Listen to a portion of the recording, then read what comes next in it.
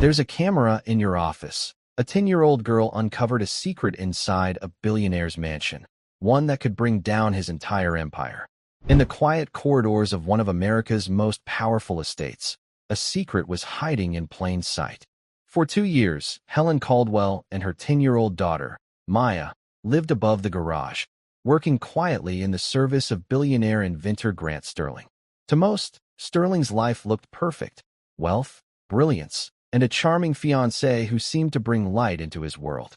But Maya had learned from her late grandfather, a decorated soldier, to notice what didn't belong.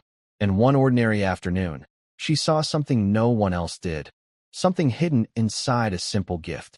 A detail so small it could be overlooked, yet so dangerous it could destroy everything. What she found would change their lives forever.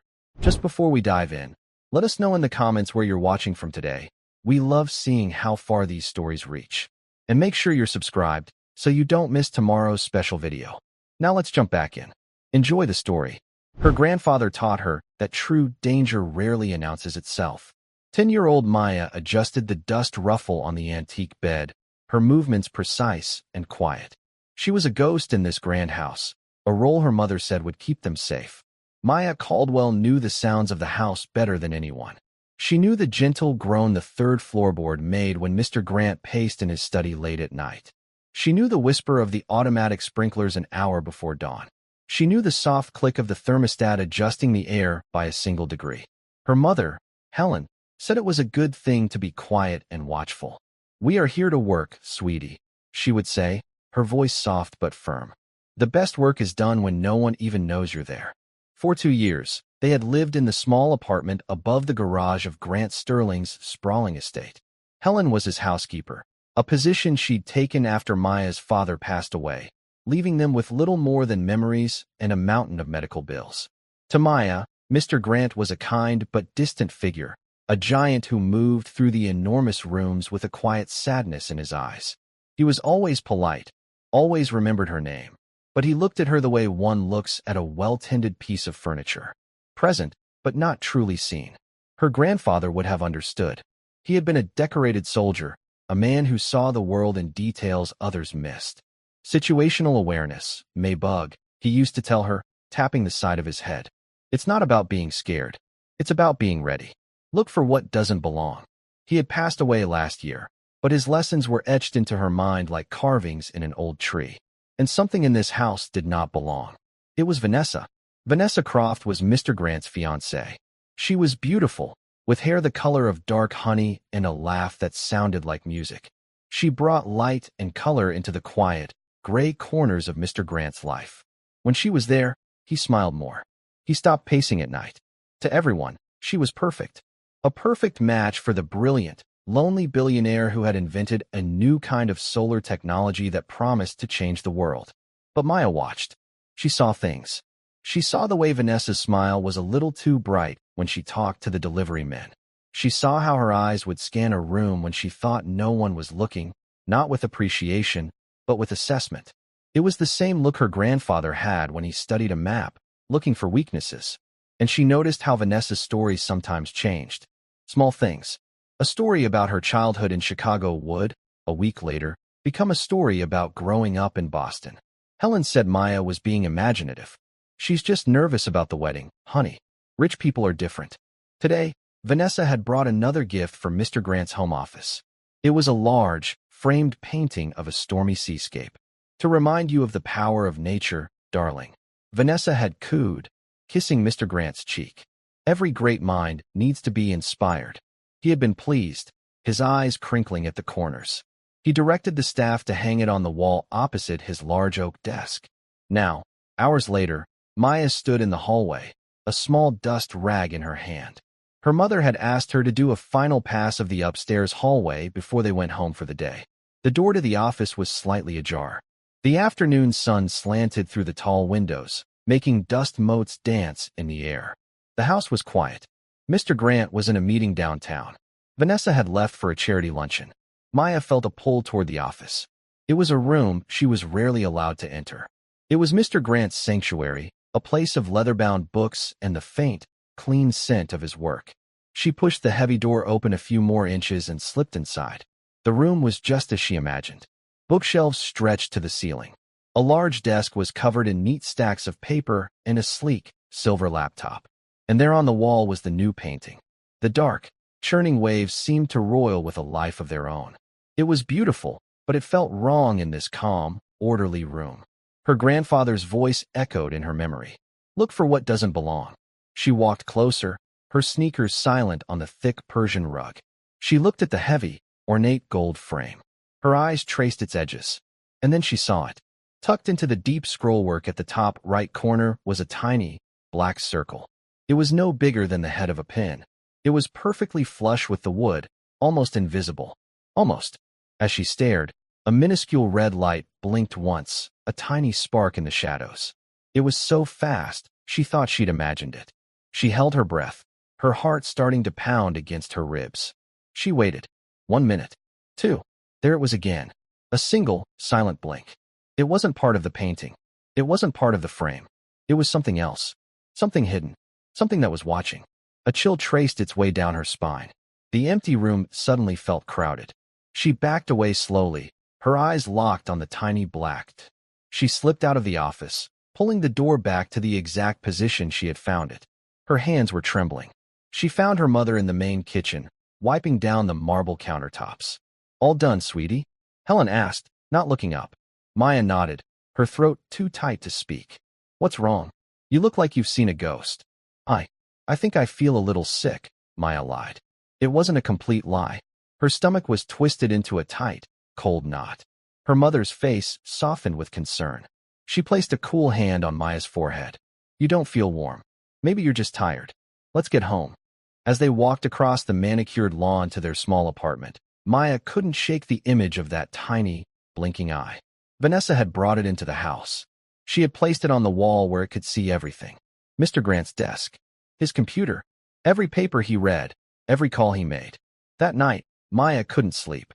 She lay in her bed, staring at the ceiling, the sounds of the estate outside her window offering no comfort. She thought about Mr. Grant, with his sad eyes and his quiet kindness. He gave her mother a good job. He paid for her to go to a nice school. He had once seen her struggling with a math problem and had sat with her for an hour, explaining long division in a way that finally made sense. He trusted Vanessa. He was going to marry her. And she was watching him. Maya knew she had to do something. But who would believe her? A 10-year-old girl. The maid's daughter. Her own mother had told her she was just being imaginative. What would Mr. Grant do? He would probably smile his distant, polite smile and tell her not to worry. He would believe his beautiful, charming fiancée over the quiet little girl who lived above his garage. Her grandfather's face floated in her mind. He was a hero, they said. But he always told her real courage wasn't about fighting battles. It's about speaking the truth, Maybug, he'd said. Especially when your voice is shaking. Her voice was shaking just thinking about it. But she knew he was right. She had to tell him. She had to find a way to make him listen.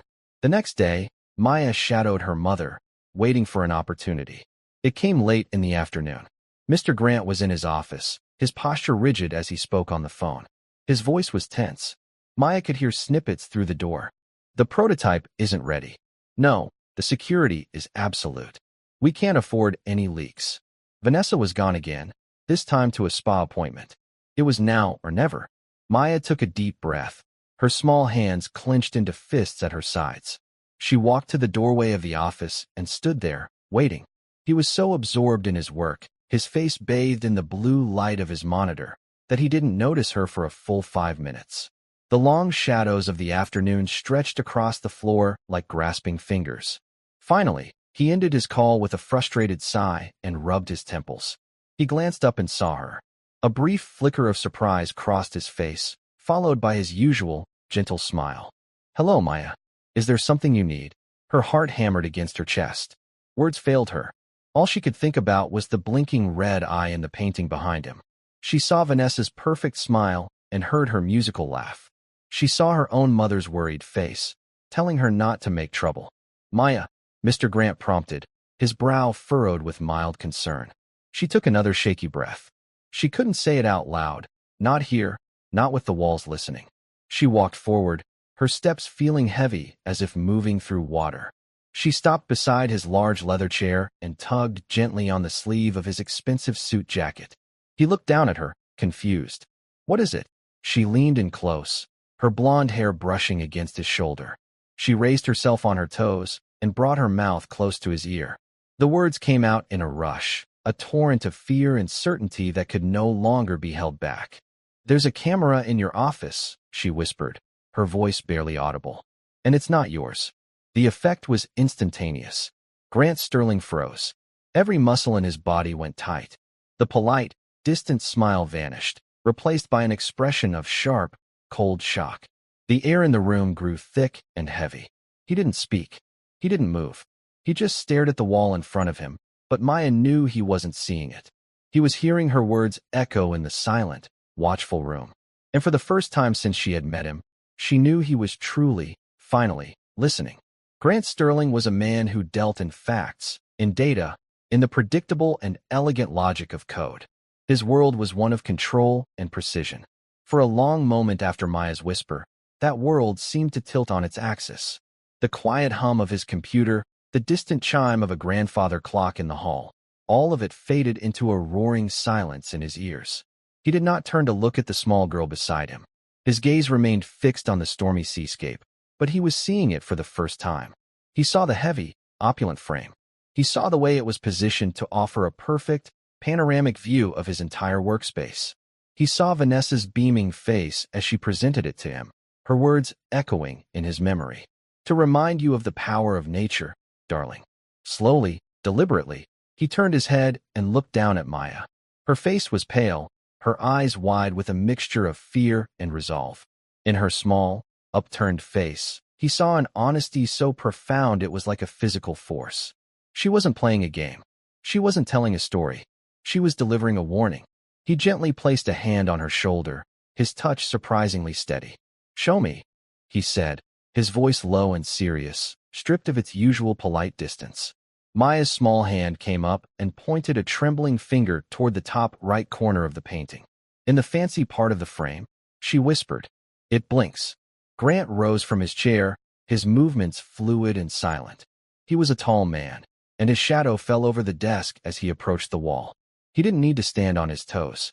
He leaned in, his eyes, trained to spot the smallest flaw in a line of code, scanning the ornate scrollwork. For a moment, he saw nothing but gilded wood. He felt a fleeting wave of something. Was it disappointment?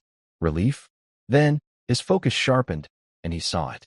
The tiny, black circle, so perfectly embedded it looked like a flaw in the craftsmanship.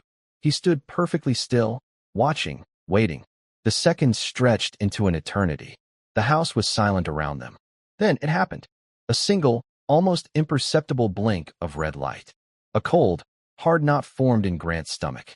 It was the feeling he got just before a major system breach, the icy premonition of an unseen enemy already inside the gates. He had built an empire on security, on protecting secrets, his own and his clients'.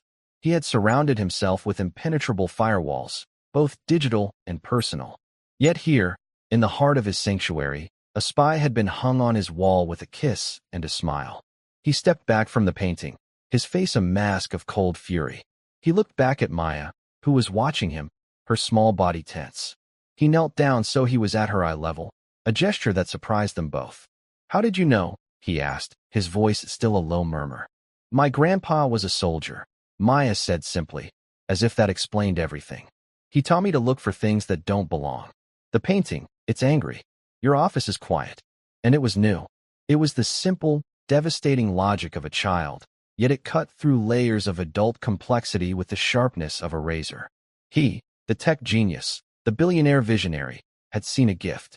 She, the maid's daughter, had seen a threat. "You are a very smart girl, Maya," he said, and the words felt inadequate. He felt a surge of gratitude so intense it almost staggered him.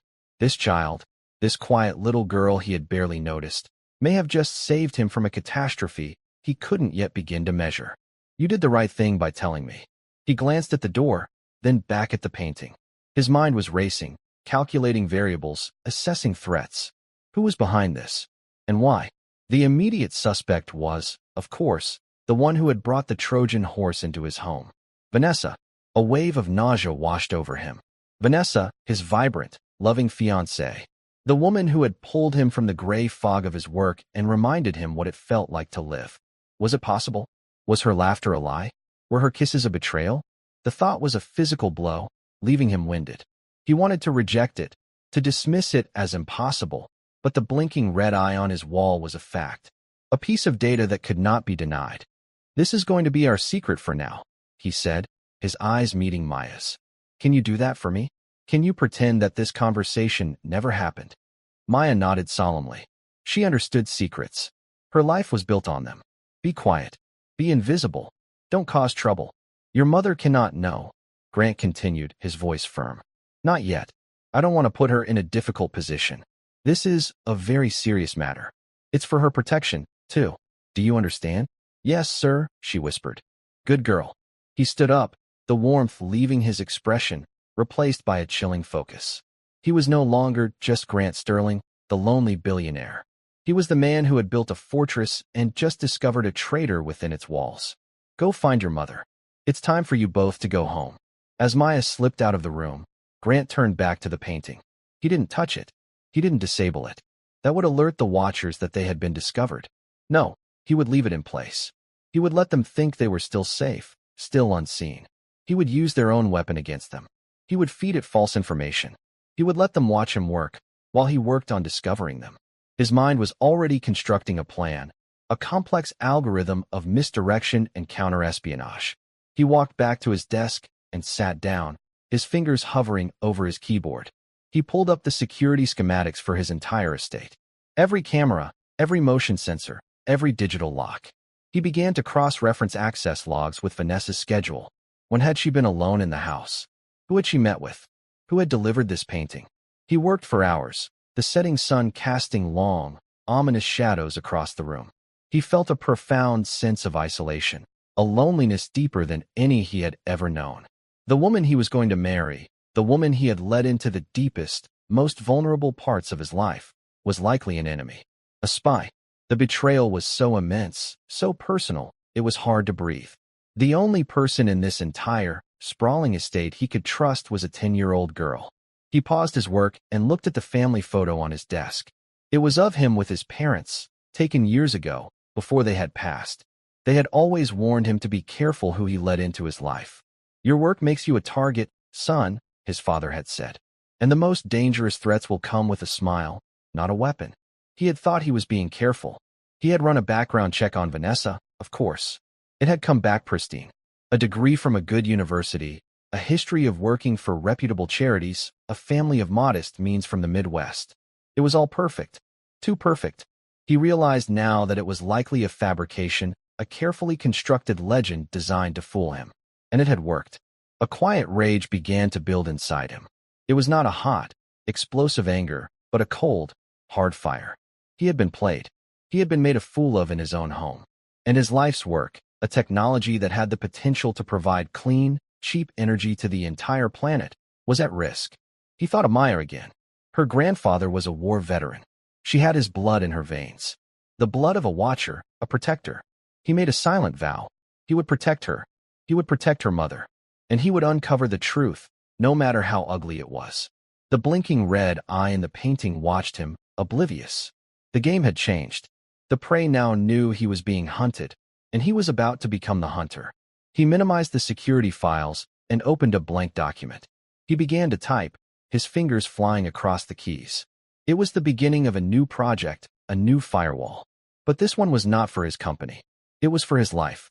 And at the top of the document, he typed a single code name, a tribute to the small, quiet girl who had opened his eyes. He called it Project Maybug. The days that followed were a masterclass in deception. To the outside world, and even within the walls of his own home, Grant Sterling was unchanged. He was the same focused, slightly distant billionaire he had always been. He discussed wedding plans with Vanessa, tasted cakes, and reviewed floral arrangements. He smiled. He nodded. He played the part of the devoted fiancé, and he did it with a chilling perfection that surprised even himself. But beneath the surface, a silent, secret war was being waged. His office, once a sanctuary, had become a stage. He knew the camera was always watching, It's unseen, I recording his every move.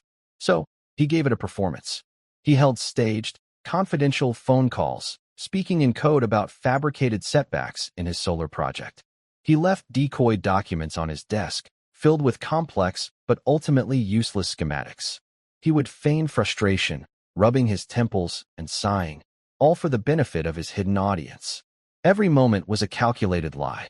His true work began late at night, long after the rest of the house was asleep. He moved his base of operations to a small, secure server room in the basement, a place only he could access. There, surrounded by the cool hum of machinery, he delved into Vanessa's life. He didn't just read the background check he'd paid for. He tore it apart, line by line.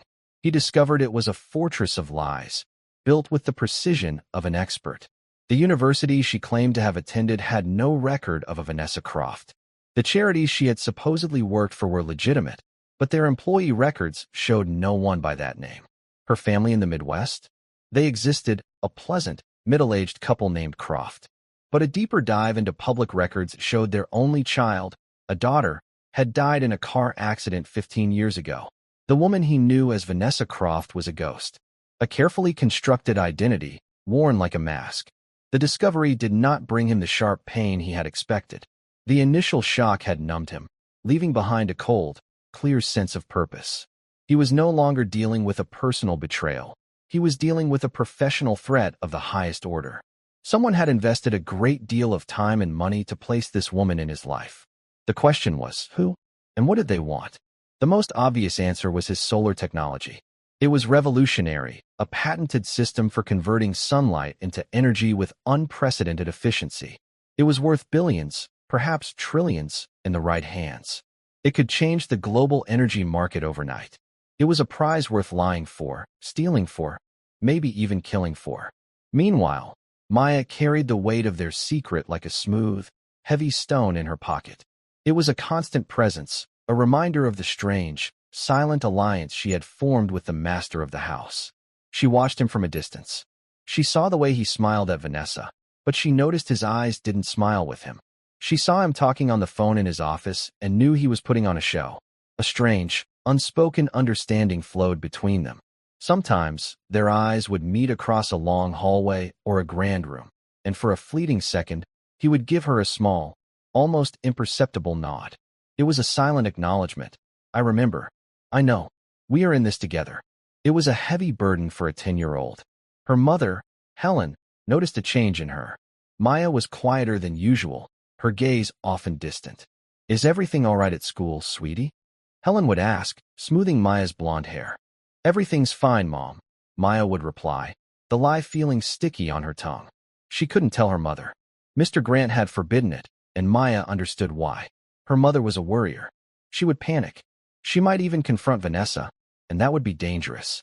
So Maya kept the secret locked away, guarding it with a solemnity that was far beyond her years. Her quiet watchfulness, the skill her grandfather had taught her, was now her most important job. She paid attention to Vanessa, not with suspicion, but with a detached curiosity. She noted the woman's habits. Vanessa always took a walk in the gardens at precisely 10 a.m., speaking quietly into her phone. She always used a specific laptop, a sleek black one, never the tablets or other devices scattered around the house. And she received a package every Tuesday from the same courier service, a small, nondescript box she would take to her room and open in private. Maya didn't know what any of it meant, but she memorized it all, filing the details away. She was the lookout, the sentry. One afternoon, while her mother was busy in the main part of the house, Maya was tidying up the upstairs sitting room. It was adjacent to the master suite where Vanessa was staying. The door was slightly ajar. Maya could hear Vanessa's voice, low and hurried. It was the same tone she used on her morning walks. Maya froze, her small dust cloth clutched in her hand. The timeline is getting tight, Vanessa said. He's getting close to the final launch. We need the primary key codes before then. There was a pause. Maya held her breath, her ears straining. No, he doesn't suspect a thing, Vanessa continued, a hint of amusement in her voice. He's completely smitten. Thinks I'm the best thing that ever happened to him. It's almost too easy. Another pause. Don't worry about the maid and her kid. They're invisible. They don't see anything. A cold spike of anger shot through Maya. Invisible. That's what they thought she was. A ghost. A piece of furniture. It was the mistake all the villains made in her grandfather's old war movies. They always underestimated the quiet ones. Vanessa's voice dropped even lower. I'll have the full data stream by the end of the week. Just be ready for the transfer. Croft out. The line went dead. Maya heard the snap of a laptop closing. She scurried away from the door, her heart pounding a frantic rhythm against her ribs. Primary key codes. Data stream. Transfer. The words were from Mr. Grant's world, a world of computers and secrets. And Vanessa was stealing them. She had to tell him. She had to tell him now. She found him in the library, staring out the large bay window that overlooked the sprawling gardens. He seemed lost in thought, his handsome face etched with a weary sadness. He looked up as she entered, and his expression softened slightly. Maya, he said. Everything all right? She walked up to him, her small hands twisting the fabric of her dress. She didn't have to whisper this time. They were alone. She was on her computer, Maya said, her voice clear and steady despite the fear fluttering in her stomach. She said she needs the primary key codes before the launch. She said you don't suspect anything. She said we're invisible. Grant's jaw tightened. Every muscle in his face seemed to turn to granite. He stared down at Maya, and in his eyes, she saw the cold fire she had seen once before, but this time it was burning hotter. The information confirmed his suspicions, but hearing it, knowing that Vanessa had been laughing at him behind his back, turned the professional into the personal. She called herself Croft before she hung up, Maya added, remembering the last detail. Croft, Grant repeated, the name tasting like poison. It was her operational name. A professional spy, using a dead girl's identity. He knelt again, just as he had in his office. He took both of her small hands in his. Thank you, Maya, he said, his voice thick with an emotion she couldn't quite name. It sounded like anger, but also like gratitude. You are not invisible. You are the most important person in this entire house. You are my eyes and ears. Your grandfather would be very proud. The praise warmed her more than any words she had ever heard. He believed her. He needed her. What are you going to do? She asked, her voice small. A grim smile touched Grant's lips. She wants the key codes, he said, thinking aloud. She wants the data stream. Well, he looked directly into Maya's eyes. I think it's time we give her exactly what she's looking for. He was going to set a trap, and the bait would be the very thing they were trying to steal. The game was escalating, moving from silent observation to active engagement. And Maya, the invisible girl, was standing right at the center of it. Grant Sterling's mind, a place accustomed to navigating the intricate pathways of code and logic, was now focused on a single, elegant objective, building the perfect trap.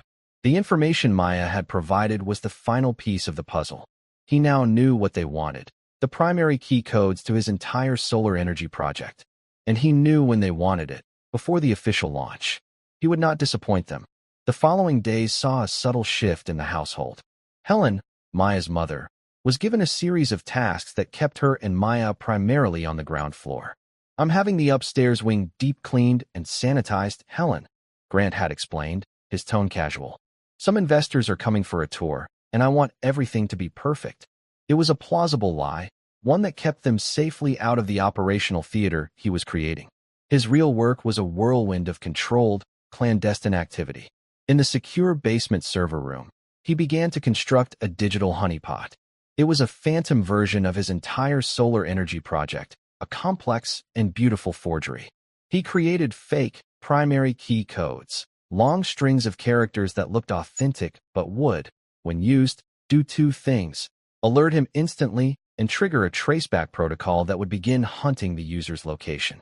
He then built the data stream Vanessa was so eager to acquire.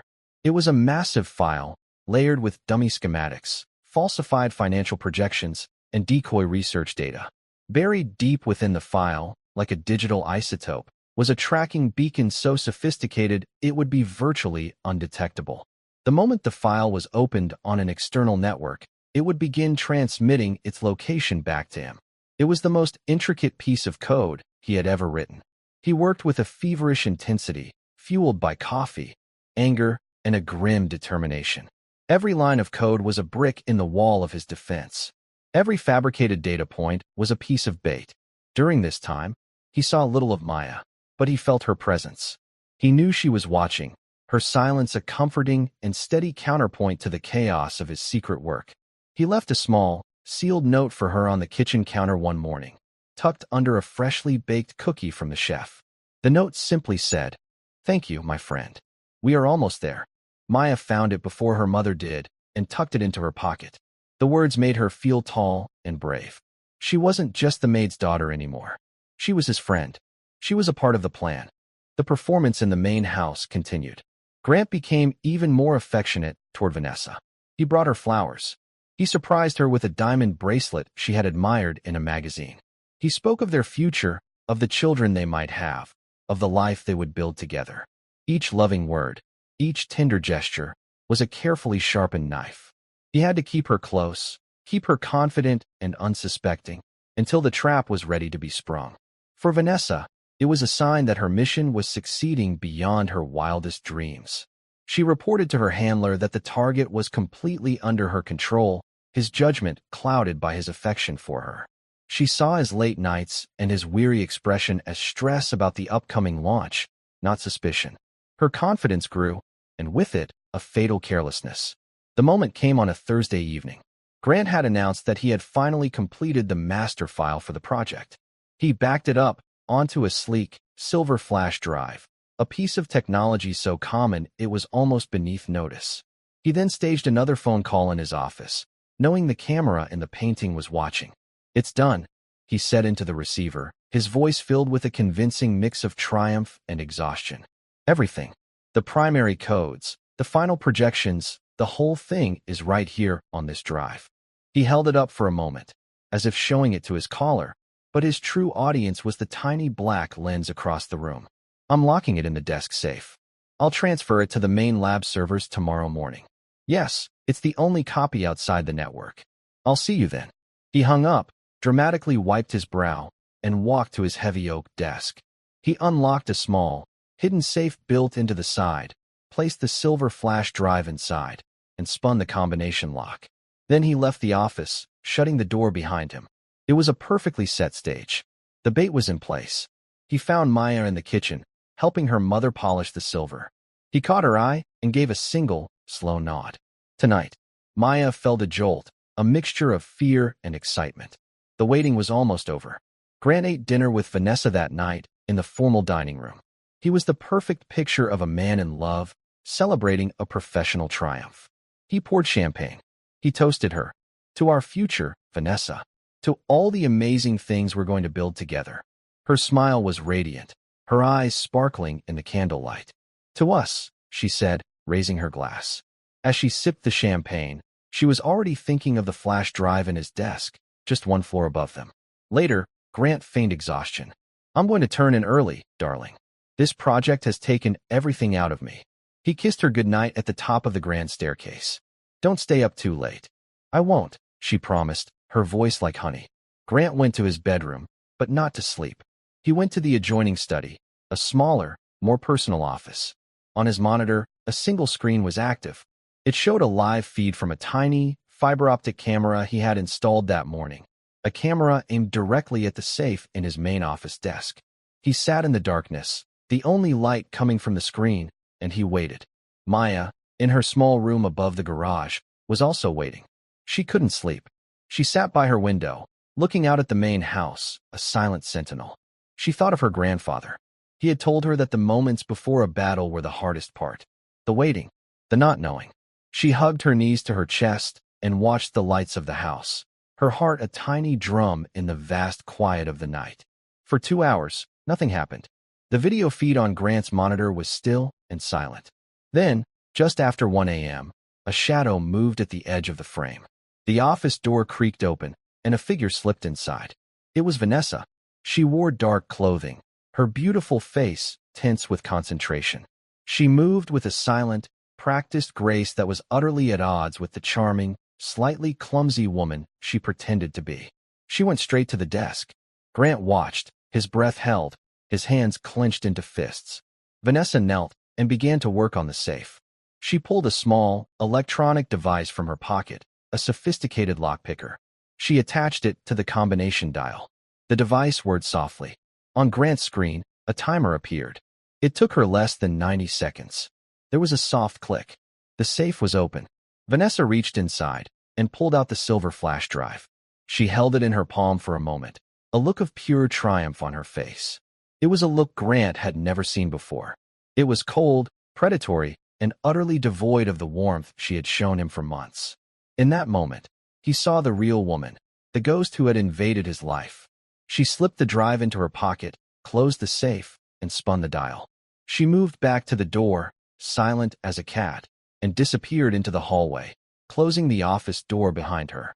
The room was empty again. The trap had been sprung. The bait was taken. In his dark study, Grant Sterling leaned back in his chair, a grim smile on his face. He typed a single command into his computer. Activate protocol, Maybug. Across the estate, in her own room, Vanessa inserted the flash drive into her sleek, black laptop. She thought she was stealing his life's work. She had no idea she was about to lead him directly to the people she worked for. The hunt had begun. The house was still. The moon cast a pale, silver light over the manicured lawns. To any observer, it was a picture of perfect tranquility. But in the basement server room, Grant Sterling was at war. On his main monitor, a world map glowed. A single, pulsing red that was moving through the pre-dawn city streets. It was Vanessa. The beacon in the fake data stream was working perfectly. He watched her car snake through the city, her route efficient and direct. There were no random turns, no attempts to throw off a tail she didn't know existed. She was confident. She was arrogant. She was heading straight into his web. Grant had another screen active, this one showing a cascade of data. It was the traceback protocol he had embedded in the fake primary key codes. The moment Vanessa, or whoever she was working for, attempted to use those codes to access his network, the trap would spring. It would be like a digital dye pack, staining everyone and everything it touched. He watched the red dot on the map come to a stop. It hovered over a sleek, modern office building in the heart of the city's financial district. Grant zoomed in on the address. A cold dread, heavier and more sickening than anything he had felt before, began to spread through him. He knew that building. He knew it intimately. It was the headquarters of his own company, Sterling Innovations. For a moment, he couldn't process it. Why would she go there? Was she meeting someone? A low-level employee she had bribed? The possibilities churned in his mind, each one more disturbing than the last. He watched the dot move, tracking her as she went through the lobby, into an elevator, and up. It stopped on the 40th floor, the executive floor. His heart hammered against his ribs. There were only a handful of offices on that floor.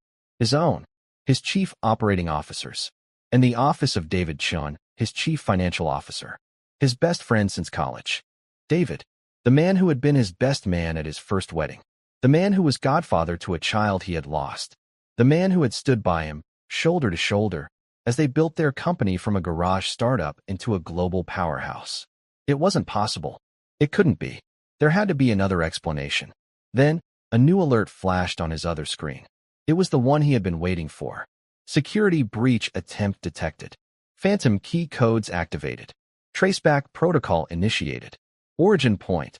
SI Executive Network. Office 40C. Office 40C. David Chen's office. The world seemed to drop out from under Grant. The betrayal of Vanessa was a sharp, painful cut. But this was a wound to the soul. David had been his brother in all but blood. He had trusted him with everything. His company, his secrets, his life. And all this time, David had been the serpent at the heart of it all. The pieces of the puzzle clicked into place with horrifying clarity. The small financial discrepancies he had overlooked. The strange project delays David had blamed on red tape. The way David had been the first person to enthusiastically endorse Vanessa, telling Grant, "She's perfect for you, man. Don't let this one get away." He hadn't been giving friendly advice. He had been handling his asset. The woman he knew as Vanessa was just a tool. A beautiful, sophisticated weapon aimed at his heart, and David had been the one holding it. In his mind's eye, Grant saw David's friendly, smiling face, and he felt a rage so pure and so cold it burned. He had been mourning a lost friendship while David was actively plotting his ruin. On the screen, the traceback protocol was working, spreading through David's network, capturing every file, every email, every hidden communication. A folder, encrypted and hidden deep within the system, was suddenly unlocked by the protocol. It was labeled Project Eclipse. Inside were the plans for a hostile takeover of Sterling Innovations, timed to coincide with a manufactured scandal that would see Grant accused of selling his technology to a foreign rival. The evidence for the scandal? It was all being planted on Grant's own servers, using access codes only David possessed. They weren't just trying to rob him. They were trying to destroy him, to erase him. He saw their correspondence, meticulous plans, financial transactions, and a file containing the true identity of the woman known as Vanessa. Her real name was Rachel, a former intelligence operative turned corporate spy, with a long history of seducing and blackmailing powerful men. David had hired her over a year ago. Their entire relationship, from the chance meeting at a charity gala to the heartfelt proposal, had been a script, and he had played his part to perfection. The worst part was seeing their comments about him. David's detached, clinical assessment of his weaknesses. Rachel's mocking notes on his loneliness, on how easy it was to manipulate a man starved for affection. They had dissected him, analyzed him like a lab specimen, and used his own humanity against him. Grant leaned forward, his elbows on the desk, and buried his face in his hands. He didn't make a sound, but his whole body shook with the force of his grief and rage. He had built a fortress of firewalls and security, but he had left the front door wide open for the people he loved. But then he thought of Maya. He thought of her small, serious face, her clear, honest eyes. He thought of her quiet courage, her unwavering loyalty. In a world of sophisticated lies and devastating betrayals, a 10-year-old girl had been his only true ally. Her simple, unshakable truth was the one thing his enemies had never accounted for. They had called her invisible, and their blindness to her would be their downfall. He lifted his head, the grief receding, replaced by a steely, diamond-hard resolve. The pain was still there, a hot coal in his chest, but it was now fuel. They thought the game was over. They thought they had won. But they had only won a battle. He was about to end the war. He began to type, his fingers moving with a new, deadly precision. He copied every file, every incriminating email. He initiated a remote lockdown of David's office servers, freezing all the evidence in place. And he sent a single, encrypted message to a man he kept on retainer for emergencies, the head of a private security firm composed of ex-federal agents. The message was brief. It's time. Execute the plan. Full asset recovery. The targets are David Chun and an accomplice. They are at the main office now, and they have something of mine. He stood up and walked to the small basement window. The first, faint hint of dawn was coloring the eastern sky. A new day was beginning. For David and Rachel, it would be their last day of freedom. For him, it was the first day of the rest of his life.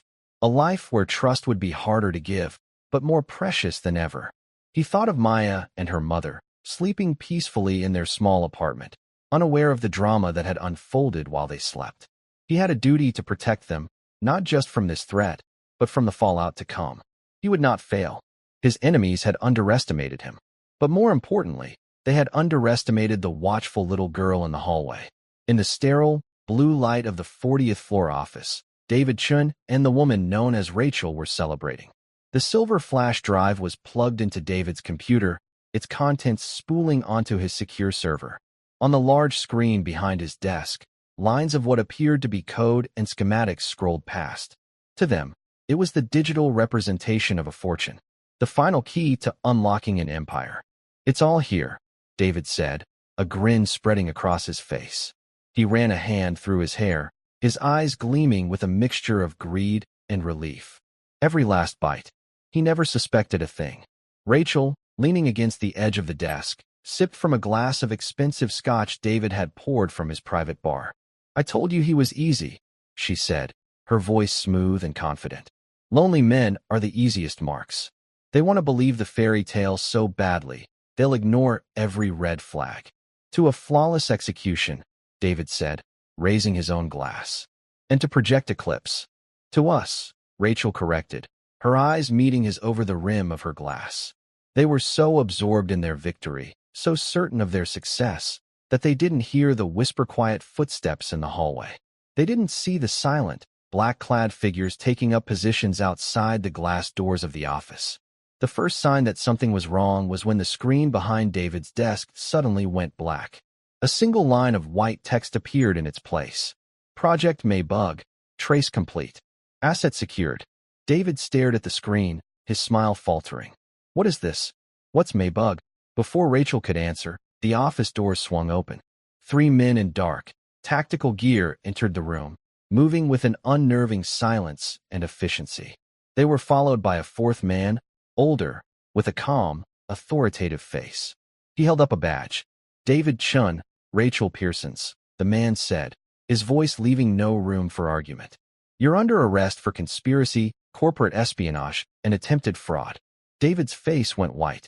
Rachel's glass slipped from her fingers, shattering on the polished floor. The spell of their victory was broken, replaced by the harsh, cold reality of capture. And then, Grant Sterling walked into the room. He didn't look angry. He didn't look hurt. He looked empty. His face was a mask of cold, devastating calm.